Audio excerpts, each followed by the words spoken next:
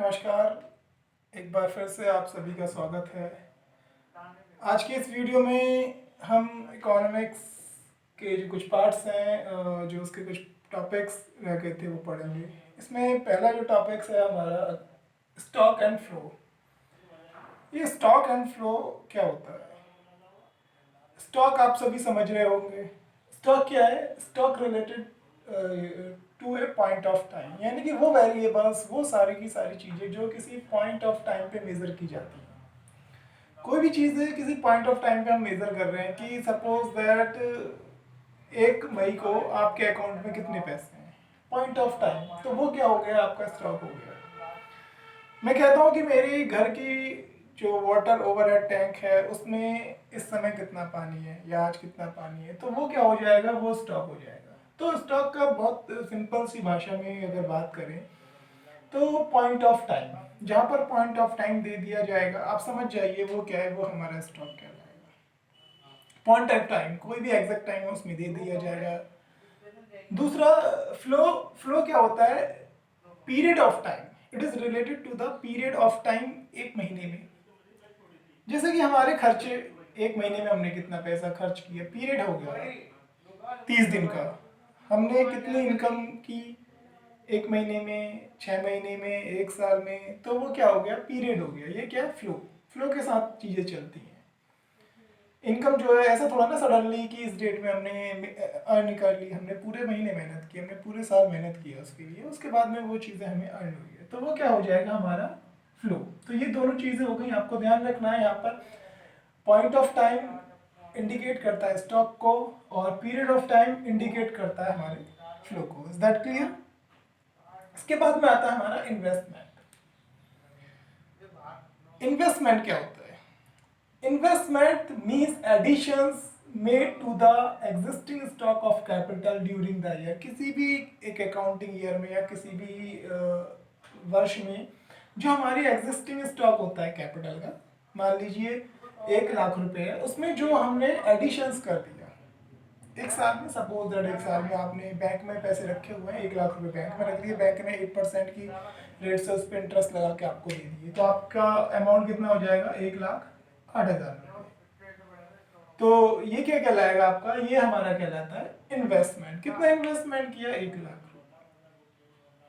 कोई भी हमारी जो एग्जिस्टिंग स्टॉक होगा कैपिटल का, उसमें जितना भी इंक्रीमेंट होता है, इंक्रीजिंग होती है, एडिशंस जो भी होता है, वो हमारा इन्वेस्टमेंट कहलाता है। अब इसी का एक पार्ट है हमारा ग्रॉस इन्वेस्टमेंट। ग्रॉस इन्वेस्टमेंट क्या होता है? Total additions to the capital goods of the existing stock of capital during the given period of time. तो टोटल एडिशंस जो करते हैं कैपिटल गुड्स का, टोटल यानी कि जितना भी है हमारे पास में, हमने टोटल जो एग्जिस्टिंग स्टॉक कैपिटल में जो भी चेंजेस होगा किसी भी अकाउंटिंग ईयर में, जो भी एडिशंस होंगे, वो हमारा क्या कहलाएगा? ग्रॉस इन्वेस्टमेंट कहलाएगा। ग्रॉस का मतलब है टोटल, कि हमने किसी भी एक अकाउंटिंग ईयर में टोटल इन्वेस्टमेंट कर दिया 1 लाख रुपए का या 1 करोड़ रुपए का, तो वो क्या कहलाएगा? हमारा ग्रॉस इन्वेस्टमेंट कहलाएगा। अब इसके भी दो पार्ट होते हैं हमारे। एक है हमारा gross fixed investment. Fix investment जो फिक्स्ड जो हमारी प्लांट एंड मशीनरी है, बाकी की जो गुड्स हैं हमारे, उनको परचेज करने पे या उनके ऊपर जो खर्च किया जाता है, वो कहलाता है हमारा gross fix investment. Plant machinery खरीद ली, लैंड खरीद ली, बिल्डिंग सॉरी खरीद ली नहीं, मतलब कि उन पे जितना भी एडिशंस किया गया है, टोटल एडिशन, वो कहलाएगा हमारा फिक्स इन्वेस्टमेंट।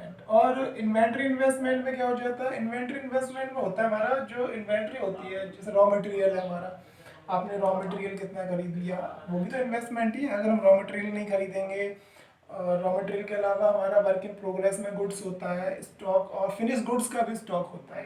3 टाइप से होता है रॉ मटेरियल, जो बिना बना हुआ रखा है, एक वो जो बना हुआ पैकिंग में रखा है, एक वो है जो प्रोसेसिंग में है, बना नहीं है। सपोज दैट जैसे ये मार्कर है, ये मार्कर बिल्कुल बना हुआ है, ये एक फिनिश गुड्स का स्टॉक हो गया, और इसकी पूरी चीज़ें अलग अलग हैं, रॉ मटेरियल में है, बिल्कुल रॉ मटेरियल अलग हो गया, बाकी अभी प्रोसेसिंग में है सामान कुछ। ऐसा थोड़ा ना रॉ मटेरियल लेके आया वो तैयार हो गया। तो ये कहलाता है हमारा इन्वेंट्री इन्वेस्टमेंट। इसके बाद में आता है हमारा नेट इन्वेस्टमेंट। ये नेट इन्वेस्टमेंट लिखा हुआ है। नेट इन्वेस्टमेंट कैसे निकालेंगे?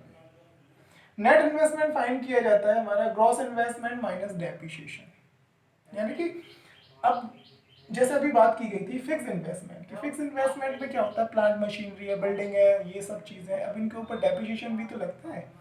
आपने 1 साल मशीन इस्तेमाल कर ली, क्या 1 साल बाद आपकी मशीन सेम रेट में बिक जाएगी? नहीं बिक सकती है। क्यों? क्योंकि उसमें सामान्य टूट फूट घिसाव के कारण उसके मूल्यों में कमी आ जाती है, वो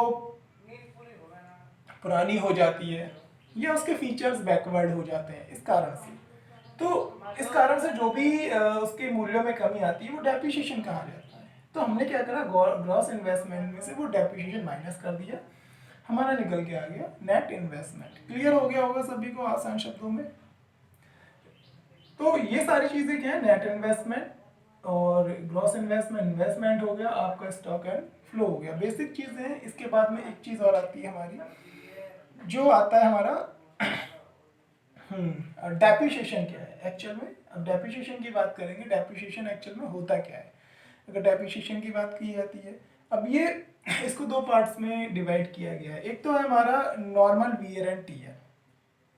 सबसे पहले डेप्रिसिएशन समझ लेंगे। डेप्रिसिएशन क्या है, किसी भी कैपिटल गुड्स की जो वैल्यू होती है उसमें उसके चलन के कारण, उसके इस्तेमाल के कारण जो भी उसमें नुकसान होता है वो हमारा डेप्रिसिएशन कहलाया जाता है। बिल्डिंग है, बिल्डिंग की हर किसी चीज़ की कोई ना कोई एज है। बिल्डिंग है 100 साल की एज है, उस हिसाब से उसमें डेप्रिसिएशन लगेगा। आपने कोई मशीनरी खरीदी है, उसमें उसके अकॉर्डिंग डेप्रिसिएशन लगेगा। तो जो भी चीज़ें आप लेते हैं उसमें उसके अकॉर्डिंग डेप्रिसिएशन हम लगाते हैं। अब जो डेप्रिसिएशन लगाया जाता है किस आधार पे लगाया जाता है, कैसे लगाया जाता है, तो इसमें समझने वाली बात यह है कि हर वस्तु का जब इस्तेमाल किया जाता है, कोई भी चीज़ है, मैं मार्कर इस्तेमाल कर रहा हूँ तो घिस रहा है ना, ये हम इसको चला रहे हैं, हम इसका यूज़ कर रहे हैं, तो इसमें कुछ कमी आ रही है। अब दूसरा ये भी है टेक्नोलॉजी, तकनीकी, हर रोज़ नई तकनीक बदलती है, नई नई तकनीकें आ जाती हैं, तो पुरानी टेक्नोलॉजी के कारण भी वो चीज़ें आउट हो जाती हैं, तो उसके कारण जो उसके मूल्यों में कमी आती है। तो सबसे पहले तो बात की जाती है नॉर्मल वियर एंड टीयर की, यानी कि सामान्य टूट फूट या घिसाव जो हो जाता है। कोई भी चीज़ इस्तेमाल करते हैं तो वो सामान्य उसमें टूट फूट भी होती है और घिसाव तो होता ही है। अगर टूट फूट थोड़ा सा मान लिया जाए नहीं होती है तो घिसाव जरूर होगा, डेफिनेटली उसमें घिसाव हो जाता है। तो ये कहलाता है हमारा नॉर्मल वियर एंड टीयर। इसके बाद में आते हैं हमारे एक्सपेक्टेड ऑब्सोलेंसेस। एक्सपेक्टेड ऑब्सोलेंसेस में क्या होता है, जो तकनीक के कारण जो चीज़ें परिवर्तित हो जाती हैं। जैसे अभी हम वाइट बोर्ड और मार्कर से कर रहे हैं, इससे पहले ब्लैक बोर्ड और चौक हुआ करता था, उससे पढ़ाया जाता था। अब इनके आने से क्या हुआ, उनकी जो इमेज थी, उनकी जो वैल्यू थी वो डाउन हो गई है। आप मोबाइल फ़ोन्स का इस्तेमाल कर रहे हैं जिस पे फिलहाल आप देख रहे होंगे। इससे पहले क्या था, बटन वाले फ़ोन हुआ करते थे और बड़े महंगे महंगे मिलते थे, 10-10 हज़ार रुपये में मिलता था बटन वाला, और इतना लंबा एंटीना लगा रहता था उसमें किसी ज़माने में। तो क्या हुआ, इन फ़ोन के आने से इसमें बहुत सारे फीचर्स हैं, उनकी वैल्यू क्या हो गई, डाउन हो गई। डाउन क्या हुई, बिल्कुल ही एक तरीके से वो साइड में हो गई, बहुत कम दिखाई देंगे, किसी किसी गिने चुने व्यक्ति के पास होंगे। तो क्या हुआ, ये तकनीक के कारण तकनीक बदल गई, और तकनीक बदलने के साथ साथ क्या हुआ, वो एक तरीके से मार्केट में बाहर हो गए। इसके बाद एक चीज़ और आती है कि डिमांड के कारण मांग में परिवर्तन, हमारा टेस्ट एंड प्रीफरेंस बदल जाता है और उसी के आधार पे हम चीज़ों को खरीदने लगते हैं, परचेज करने लगते हैं, इस्तेमाल करने लगते हैं। तो इसके कारण जो उसकी मांग में कमी आती है। जैसे पहले टाइप किया जाता था टाइप मशीन से, टाइपराइटर हुआ करते थे, और जब से कंप्यूटर आया है टाइपराइटर आउट हो गया। फोटोस्टेट करने के लिए पहले कार्बन कॉपी की जाती थी, कार्बन कॉपी के बाद में फोटोस्टेट मशीन्स जब आई, वो कार्बन कॉपी का व्यापार बंद हो गया। तो जो नई नई चीज़ें, नई टेक्नोलॉजी आती है, डिमांड बदल जाती है, उसके कारण जो चेंजेस हो जाते हैं, तो वो क्या कहलाता है, हमारा डेप्रिसिएशन कहलाता है।